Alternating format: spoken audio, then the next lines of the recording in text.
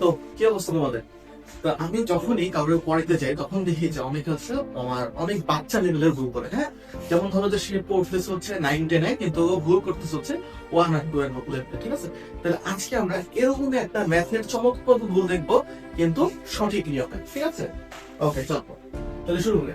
আমরা এমন কোন একটা রাশি ধরে নিলাম হচ্ছে a = b। তাহলে আমি উভয় পক্ষে a দিয়ে গুণ করতে পারি, তাই না? উভয় পক্ষকে কি করতে পারি? a দিয়ে গুণ করে দিতে পারি। তাহলে এক পাশে হচ্ছে a স্কয়ার আর এক পাশে ab। এখন উভয় পক্ষ থেকে আমি b স্কয়ার মাইনাস করতে পারি।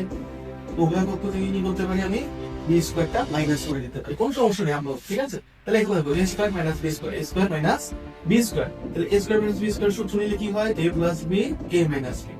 এখান থেকে আমি যদি b কমন নিই তাহলে কি থাকে? a মাইনাস b থাকতেছে, তাই না? আচ্ছা, তাহলে উভয় পাশ থেকে a মাইনাস b কাটা দিয়ে দিই। উভয় পাশ থেকে a মাইনাস b কাটা দিলে এখানে কি থাকে? a প্লাস b, আর এখানে থাকে হচ্ছে b। বলেছে আপাতত কোনো ভুল নেই, তাই না?